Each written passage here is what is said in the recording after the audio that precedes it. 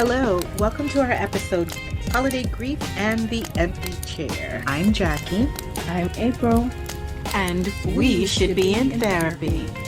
Just a real quick disclaimer, we are not licensed therapists or doctors. We're friends, survivors, and peer advocates sharing our lived experiences. This podcast is for educational purposes only. If you are in crisis, please call 988 in the U.S. or your local crisis support hotline for assistance. All right, Jackie, cup check. What are we drinking today? Because looking at my to-do list, I feel like I need something stronger than tea. Girls, stick to the tea. We need you sharp. I'm sticking with water today because I'm trying to hydrate the stress away. Smart. I've got my peppermint tea because my stomach is already in knots. Honestly, the most wonderful time of the year is feeling like the most exhausted time of the year. It really is. It really is. The holidays are like a magnifying glass. If there's a crack in the foundation, whether it's grief, money, or your relationship, December is definitely the month that's going to find it. So today we aren't doing the Hallmark movie version. We're doing the real version. We're talking about the empty chair, the burnout, and the specific tools we're using to survive the season. And as always, we should be in therapy. So, April, let's get right into it. You are supposed to be packing for Georgia. Usually you go alone, but this time you're bringing Jamie. Yes, and honestly, Jackie, it feels heavy but hopeful. For the listeners who don't know, Jamie and I have been together 12 years. This is his fifth time coming to Georgia with me, but the vibe is completely different. How so? Well, since 2020, the visits were always for a crisis. We evacuated there for Hurricane Ida in August 2021. Then we went back for my aunt's funeral in October and my cousin's funeral the next June. This is the first time in years that we are going just to celebrate. It's a joy trip. Well, that's a big shift, but it would be nice to go on a joy trip to pass time with family and friends. Mm-hmm. But that also brings its own pressure, doesn't it? It does. I'm grieving the people who aren't there to meet him. And I'm also stressed about blending Zoom Jamie, who my family has mostly seen on screens, with real life. I just want it to be perfect, which of course is a trap. How would Zoom Jamie be different than real life Jamie? I don't know. It might be awkward, For one thing, he's got to have pants on.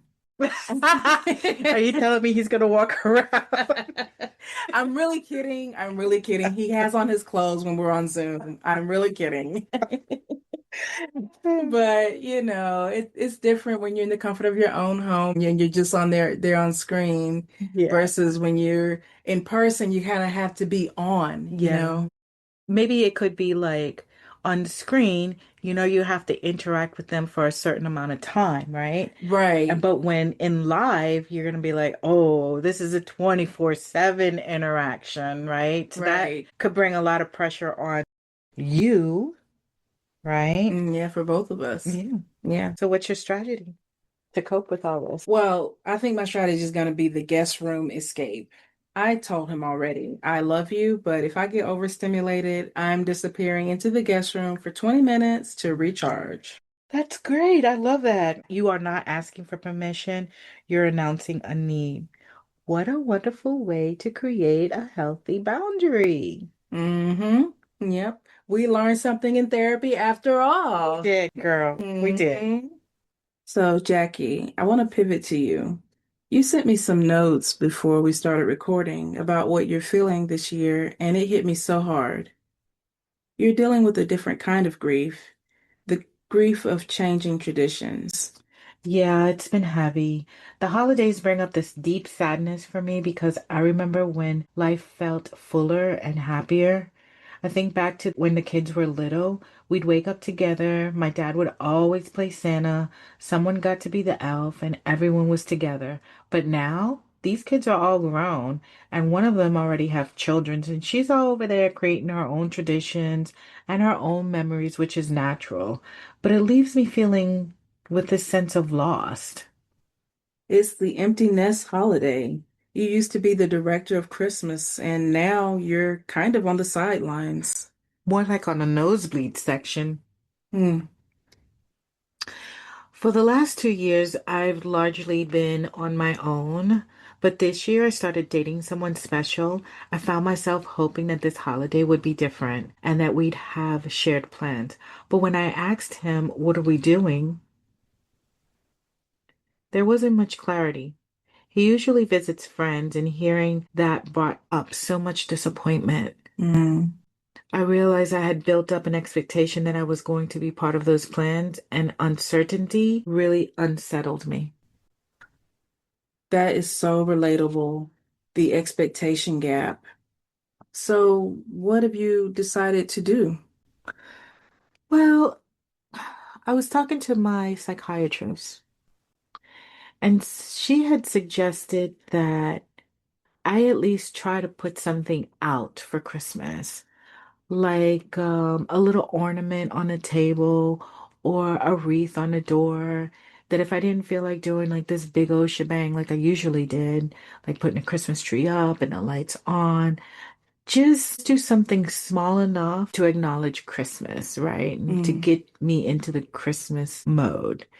It could be a Charlie Brown tree, something just small but relatable to Christmas.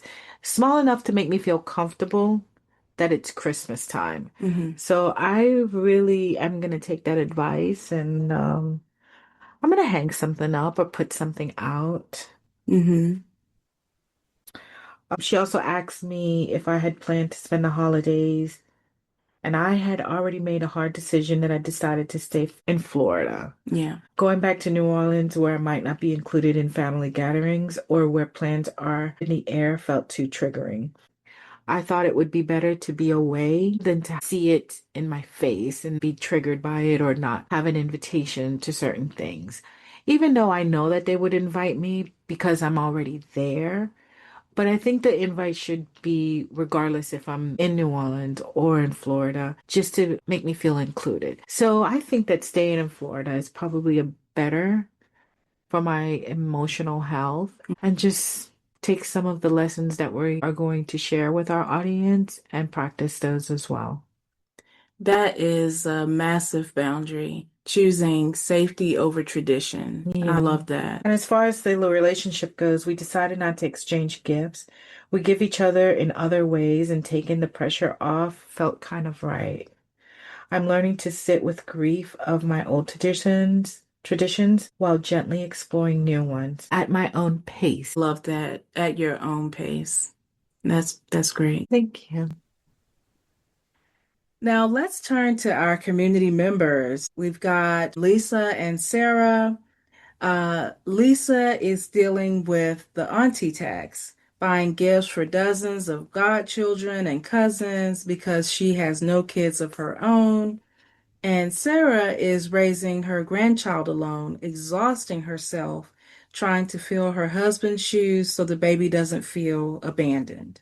That's tough right there. But you know what? Sarah's situation is actually a perfect example for the jargon jar. Hmm. There's actually a clinical term for what she is feeling.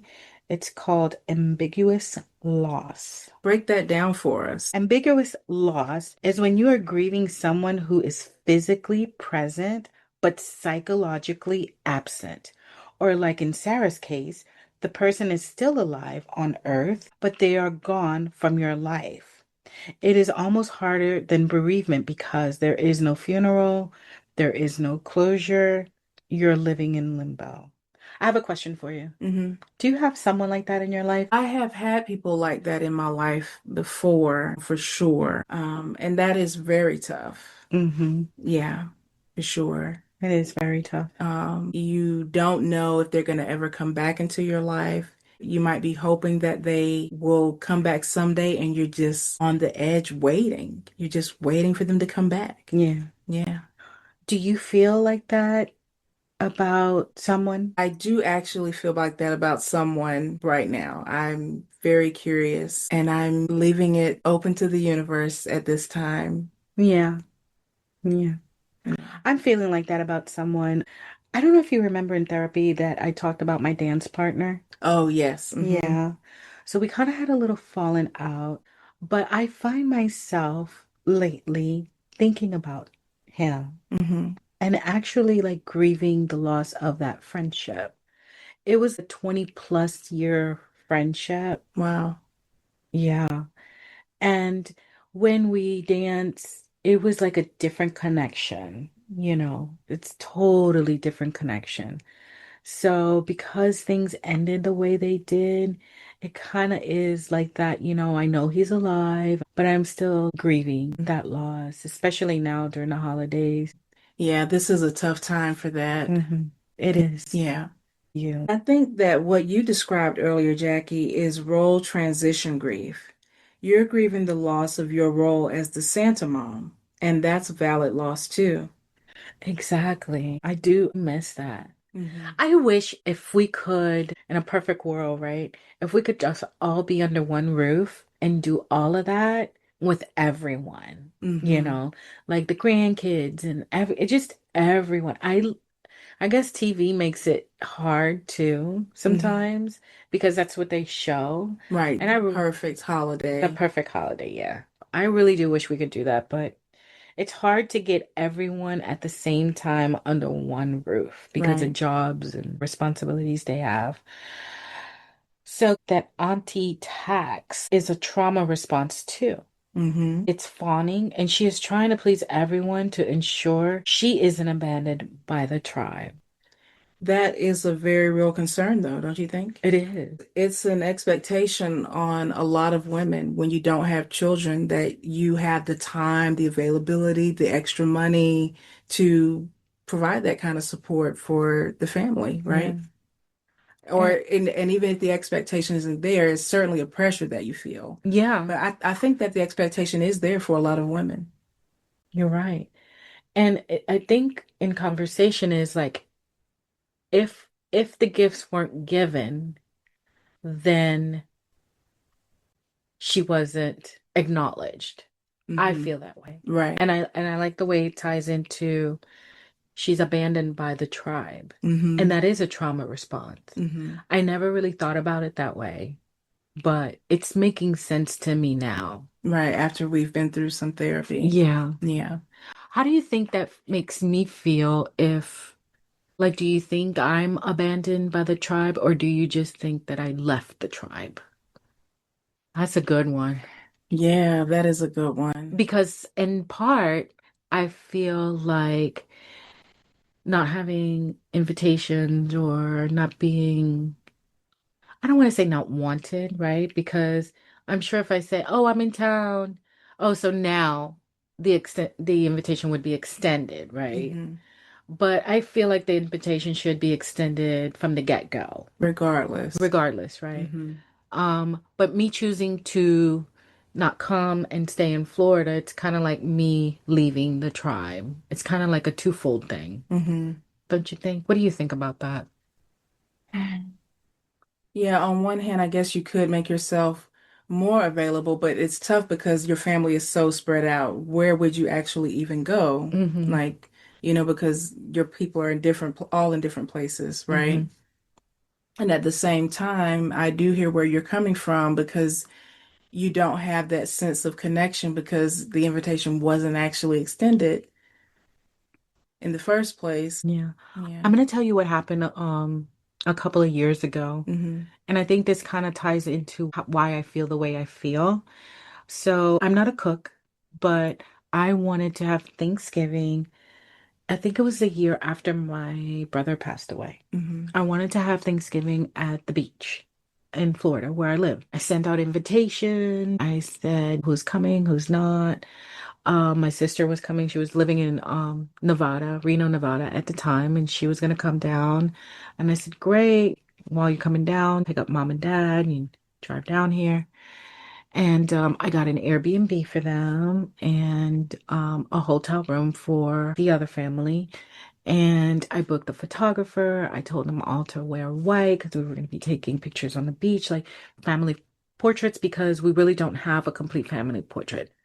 By the time my sister left Reno, Nevada, and she got to New Orleans to pick up my mom and dad, she decided that she was tired. And then she's like, well, I've changed the venue to New Orleans. I was like, are you serious? And she's like, yeah, I just don't feel like driving all the way down. I'm here, you know. And to her defense, she does all the cooking. That's why I rented a house for her because, you know, she's like, do you have this? Do you have that? And I was getting everything that she needed. And so she was going to cook in Florida. But still, I was like, this whole effort for me put bringing the family together and inviting everyone and paying for all this was completely disregarded, Mm-hmm. you know? So I kind of felt ousted. Right. Yeah. Mm-hmm. And I guess that ties into how I feel like whenever the holidays come around, I'm just so sad, you know? Mm-hmm. Like I feel like I'm not part of the family, Mm-hmm. you know? And I think I'm still holding on to that episode that happened. Okay. That was just last year. No, that was, let's see, girl, that was about 3, 4 years ago, Mm-hmm. Mm-hmm. something like that. Yeah. That's still relatively recent. Yeah, Yeah. Wow. That's a lot. it is. So, in the one hand, I'm like, I need to stay in Florida to stay away from it Mm-hmm. because I don't want to be faced with that. Mm-hmm.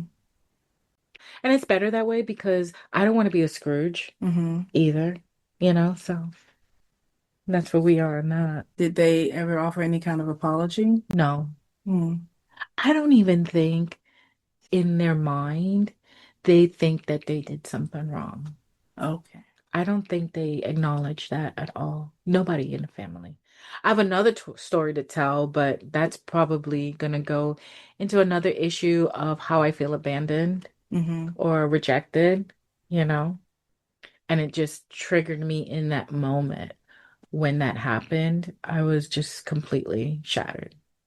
But when we cover something like that, abandonment and rejection, I have a whole lot. I think that's my number one thing. Mm-hmm. Wow. Mm. April, with your background in psychology and your culture, how do you handle the empty chair this year?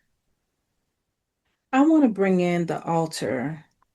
In my tradition and throughout the African diaspora, we don't just stare at the empty chair. We feed it. We make a spirit plate. I like that. How do you do that? Well, it's simple. Before anyone eats, you take a small plate. You put a little bit of everything from the meal on it, the mac and cheese, the greens, the pie. You set it aside in a quiet place or at the table for your ancestors or the loved one you're missing. All right, April. So if I were to go to my family and make a spirit plate with this empty chair, what do you think they're gonna think about me? Well, She done mm, lost her mind. they might think it's a little woo-woo. She They needs to go might. back to therapy. Like she needs to go in intensive therapy. You may have to introduce this as a new tradition. You may have to explain I it. like that. Yeah. I like that. Because I'm sure, I mean, you're not the only one with an empty chair. Everyone has Yeah, someone that they have lost yeah. So you're not just making this for your loved one that you've lost. Everybody can put a little bit of food on this plate. I like that. Now, let me ask you this. Hmm. If I have lots of people that require an empty chair, would it be fine just to have one empty chair in the name of all? Yes, you don't need to set a plate and a chair for all 20 of your deceased loved ones or people who couldn't make it this year. Yeah. Right. I really like that. Well, I'm not going to be with my family this year, but I am going to be at home and I am going to start implementing that into my life, a tradition just for myself. I lost my brother during COVID and I lost him to COVID, right? And I will definitely honor him, which Actually makes me feel a little nostalgic because the last conversation we had, he called me on Mother's Day. He told me he loved me, and he told me that the next time I was in town, that we would have dinner together. Oh, So I'm mm, definitely going to have a place for him at my table. nice. I I love hope he that. comes. I think you will. Yeah, I Hmm. like that. April's all spiritual and she she she convinces me in a lot of spiritual things, but I know that you would have a science behind it. There is a science behind it. It's called continuing bonds theory. Older psychology models used to tell us to let go and move on or get closure. But modern research actually supports the idea that maintaining a relationship with the deceased is healthy. I really like that part because for me, I can't really let go. It's harder for me to let go, Me as well. you Yeah. know? Hmm. And I prefer to hold on. And I Yeah. think this is a great way of holding on. Yeah, I 100% agree. And the spirit plate gives your grief a place to go. Instead of pushing the memory away, which causes anxiety, you honor it. You say, you're still part of this family. It lowers your cortisol because you're not fighting the reality of the loss. You're integrating it. That's so beautiful. It turns the empty chair from a void into a place of connection. I Mhm. love that. I'm totally doing that this year and every year Yeah, yeah. thereafter. Thank you. Thank you for bringing that up and teaching me that. I really do appreciate that. I think this is now a really, really good time to To do. invite our ancestors in. Yeah. Yes. So let's see if they have a message for us today. Let's consult the oracle. Oh, yeah. I love consulting the Oracle with you. Yes. All right, April. So you have a bunch of card decks. Which ones are you going to be using today? This one is called Secrets of the Ancestors by Abiola Abrams. Well, I like this one. This is one that told me I was a queen. Yes. I really do like that one. Yes, these are some beautiful cards. On the back side of them, they have two Sankofa, which are they look like a bird with the head facing backwards. Mhm. And Sankofa literally means go back and fetch it. That thing that you forgot, it just reminds us that we can always go back and remember to get those things or remember those traditions or people. So Jackie, I'm going to let you pull the card. All righty, here we go. Hopefully none of them fall down. Okay. How many do you want me to pull? Pull whatever your spirit feels called to pull. Alrighty, see through. Okay. We have the Huntress, the Star, and Father of Earth. What's that underneath it? It says Soul Awakening. Okay. Soul awakening, spiritual rebirth, and generosity. Mm. The huntress is a woman playing a wooden flute, and she has wings. And then there are three people beneath her with their arms out. They look really happy and excited. Okay. This one says, cycles are ending so that you can be renewed. You are moving toward a new era and looking back at the lessons learned. This may be a season where you are analyzing your life. Signs and answers are being shown to you, but you must be willing to see them. You are in a period of sacred awakening. Continue self-reflection. The huntress ancestor is traditionally judge, juror, and executioner. She is all about accountability. This is a call to action. There is always a second chance. This is a time for reflection and reckoning. Revelations are unfolding. This is a period of personal reckoning, pregnant with the opportunity for renewal and rebirth. The corresponding tarot card is Judgment. And the declaration or affirmation we can say is you can put your hand on your heart and say, I lovingly release the past and make way for the future. I lovingly release the past and make way for the future. Now, let me ask you this, right? Yes. Knowing what you know about me, Hmm. how do you think that I was going to ask you the same. I always prefer to ask you first to give I your. beat you to the punch? Huh? Oh, well, first of all, with everything we're talking about, I feel like this card coming up right now is perfect. It really resonates with everything we've been talking about, don't you think? I think so. I know so. And then with the dream that you had the other Yes. day, I mean, this is perfect timing. It's like spot on. Mm-hmm. I believe and I don't believe, right? But I Mm-hmm. mean, every time we have a reading, it's just so spot on. Mm-hmm. I really like this card. I like that it said something about second opportunities or something like that, or Yeah, it says there is always a second chance. second chance. This is a time for reflection and reckoning. Do you think that is for me, like, like what I did was the right thing to give a second chance? Mm-hmm. Is that what you're feeling? Yes. Okay. Yeah. I hope so, girl.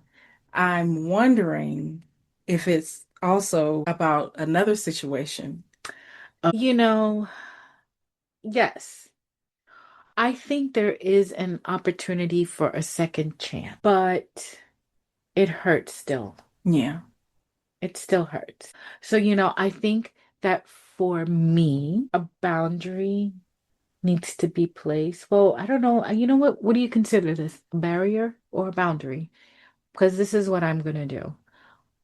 I think that I need to stay away for a little bit, Mm-hmm. right? Because what was said was really triggering for me and it was very hurtful. So for now, I'm just going to have to be cautious. Well, that was what our other reading said, right? It Yeah. said, release the desire for control, allow divine timing, right? Hmm. Don't try to do things in our own time. Don't try to fix it ourselves. Yeah. It also said, cut the cord. So for right now, I think you're right to definitely implement those boundaries Yeah. and potentially implement a barrier, right? Yeah. When you feel harmed, when you're being hurt, that's the time to implement a barrier. Yeah. Yeah. That's where I'm at right now, but I don't tend to stay in those Hmm. situations long, but for my safety and my mental health, I need to. Yeah. I need to give myself time. I even Hmm. need to give myself time to grieve that. Right, right. Yeah. Yeah. Okay, let's go on to the next one. The star, spiritual rebirth. So the star is a lady holding two jugs. One is spilling something blue and the other one is spilling something purple. And she has a star above her head. And she looks so beautiful. She has a smile on her. Nice. Hello, season of renewal. There is sunshine after the storm. Wow. You have been through it. Like those who came before, you are more than a survivor. You are a thriver. Wow. Others are seeing your beauty inside and out. Being vulnerable can feel emotionally awkward, but allow your vulnerability to be a strength and a superpower. Come as you are. Step into the limelight. Be seen, be heard, be a movement. You are the star of your own show called life. You are blessed. This is a lush, beautiful, fertile season of transformation for you. I love this. You are nourishing the earth, and the earth is nourishing you. I love it. Trust your inner guidance as you are perfectly divinely aligned. New ideas are flowing to you. Allow yourself to receive. I love, love, love that. Yes.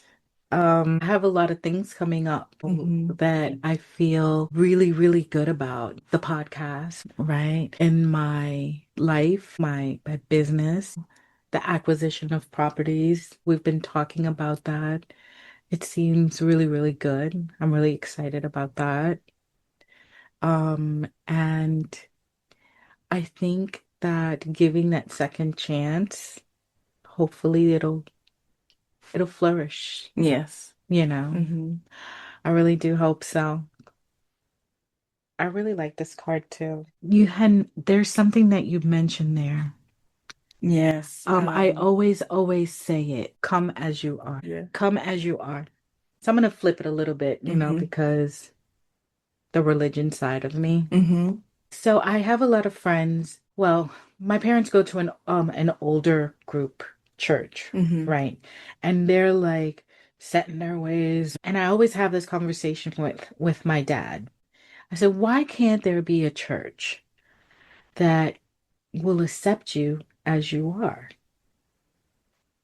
It doesn't matter if you are LGBTQ, all of those, rich, poor, it doesn't matter. You're a human. In the Bible, there's a reference to come as you are. We need a church that will allow come as you are. And I always stick to that, even like with friend groups and like with people. I'm like, it's so easy to just come as you are. Hmm. Just come as you are. And when you said that, I'm like, oh my God. I always say that. Come as Yeah. you are. Yeah, I found that with the readings that we've been doing together, there's a lot of synchronicity. There's a lot of overlap.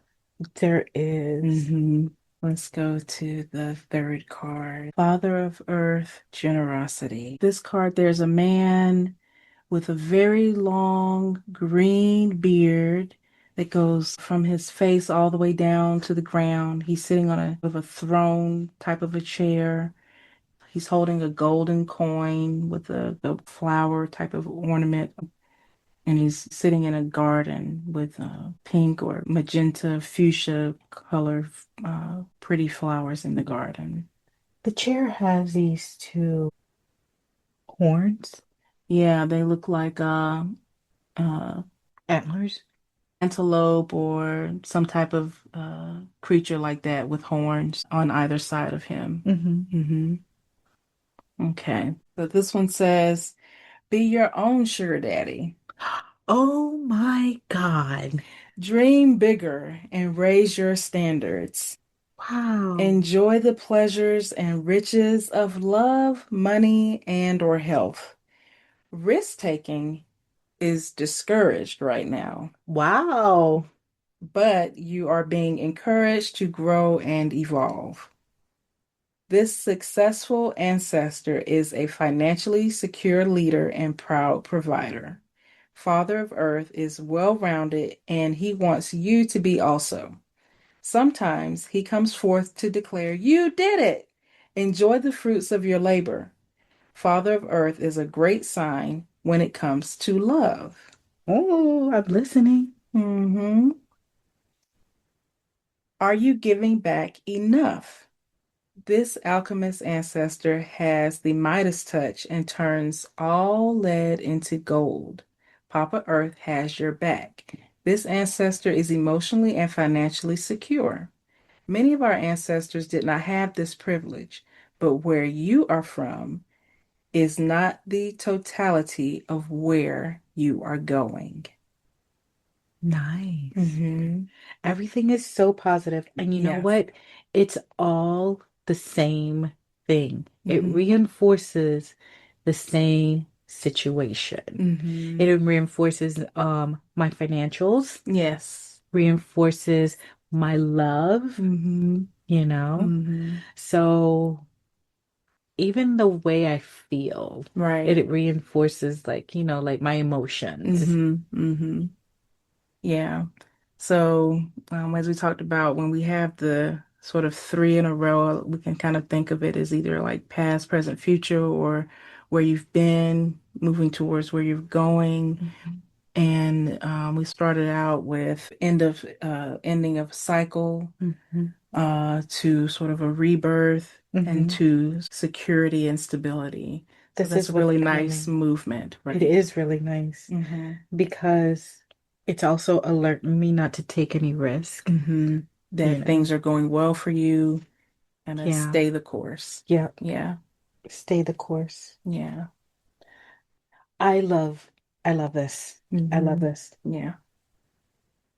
So if anybody would like to have a reading from April, you Yes. can always message us up on any of the platforms that we have.